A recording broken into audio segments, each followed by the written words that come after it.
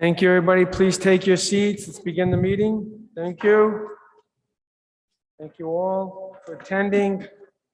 Madam Clerk, 11/2022, this is the City Council docket of the special meeting. I'm going to call this meeting to order. Roll call, please. Council President Igliozzi. Present. Councilwoman Anthony. Present. Majority Whip Castillo is absent. Councilman Correa. Council President Pro Tempore Espinal. Councilman Gonzalez. Present. Deputy Majority Leader Harris. Present. Councilor Kerwin is absent. Councilwoman LaFortune. Councilor Miller. Senior Deputy Majority Leader Narducci. Councilwoman Ryan. Present. Councilor Salvatore. Present. Majority Leader Taylor. Here. Councilman Vargas. Present. You have 13 present and 2 absent. You have a quorum. Thank you. First item is invocation conducted by President Pro Tem Espinal.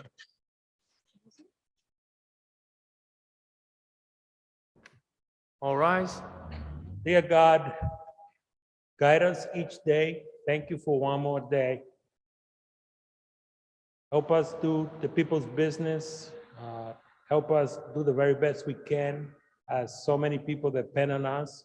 And we're here to follow your guidance and make sure that we empower our community and that we represent our city to the best of our knowledge. Amen. Amen. Thank you. Next item is the Pledge of Allegiance led by Councilwoman Miller. Pledge allegiance to the To the flag. flag of the United States of America, and to the republic for which it stands, one nation, under God, indivisible, with liberty and justice for all. Thank you. Next item is item number 1, Madam Clerk. Call for special meeting, communication from Council President John J. Igliozzi. Item number 1, request filed with the acting city clerk April 7th, 2022, requesting a special meeting to be called on the 11th day of April, 2022 at 5:30 p.m. in the City Council Chamber, 3rd floor, City Hall. Madam Clerk, item number 2, Can you receive? received. Sorry. Warrant for special meeting, item number 2, warrant of the city clerk to the Providence Police Department with return certification that they have notified each member of the city council of the special meeting to be called for the 11th day of April 2022 at 5:30 p.m. in the City Council Chamber, 3rd floor, City Hall. Received. Item number 3. Presentation of ordinance, item 3, Council President Igliozzi. An ordinance and amendment of ordinance 2012-17, number 182, approved March 30th, 2012, entitled, "An Ordinance Apportioning the 15 Wards as Amended." Thank you, Madam Clerk. Dispersing exhibits A, B, and C. The council members and to the public. Mr. 1 President? second. No. We might want to make Angela submit them. Exhibit A is, just for everybody's edification, is the public feedback. Exhibit B is the report.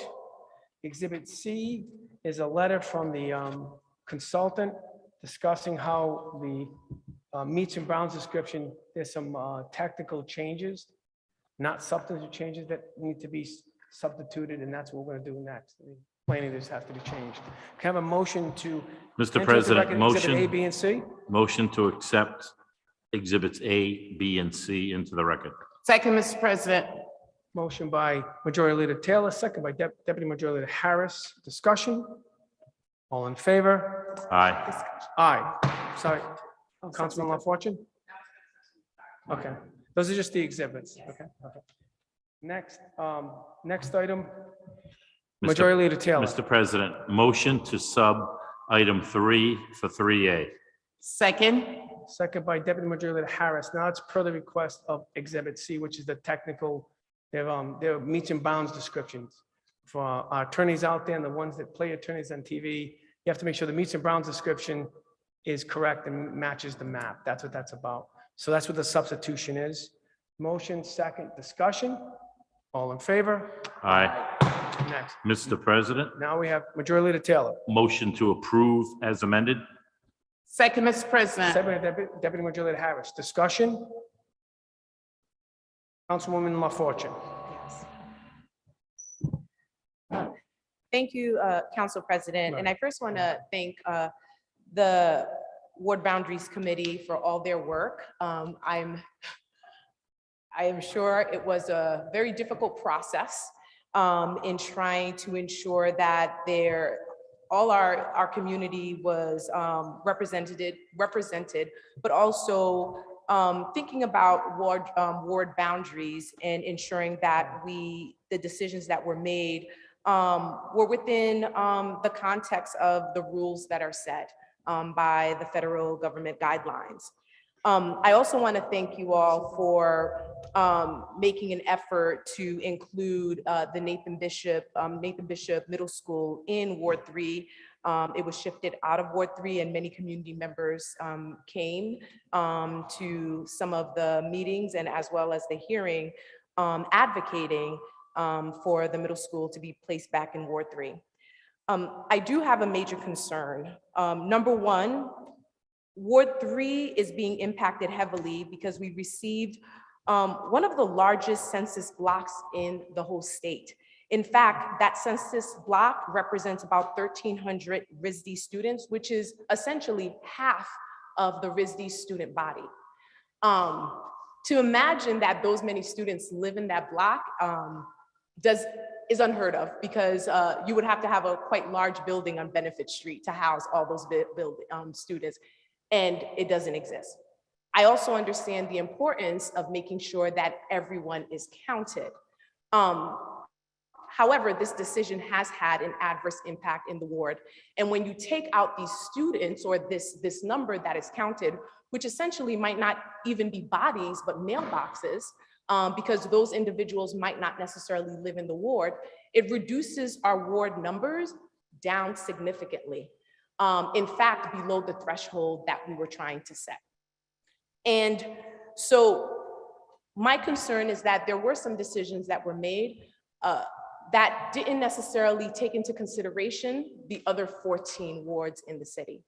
And so although I commend you for your efforts and doing the best that you can, I will say that trying to ensure that Nathan Bishop came back into Ward 3, but also taking into consideration this significant census block has impacted my ward quite significantly and has actually reduced our numbers down to about 11,000 when you don't count that RISD number. So I will be voting against this ward map. It does not make sense for my ward. It's a difficult decision because I understand the work and the effort that has been put into it, but it should not be at the expense of breaking up my Ward 3 so significantly. So thank you for all the work. And thank you, Council President, for giving me the opportunity to speak. Thank you, Councilwoman.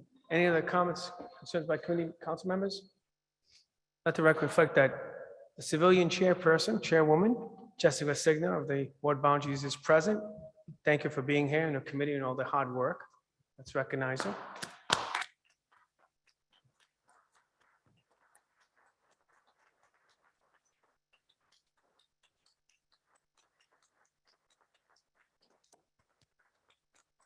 And a standing ovation. Good job.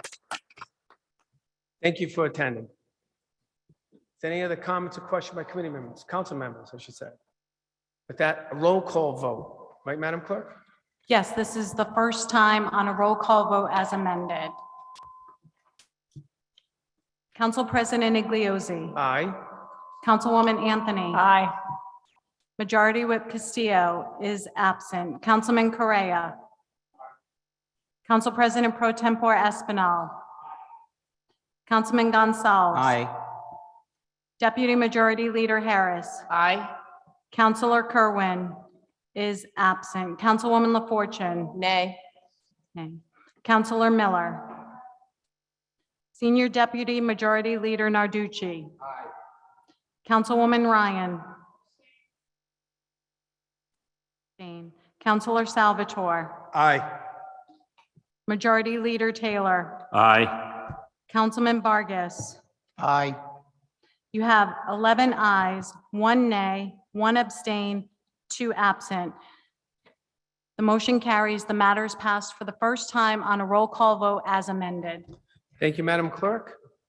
With that, any more items before this council? Madam Clerk, There are none. is there a special meeting scheduled? There is going to be a special meeting scheduled for this Thursday at 6:30. Council members, please make note. Majority Leader? Make a motion that we adjourn?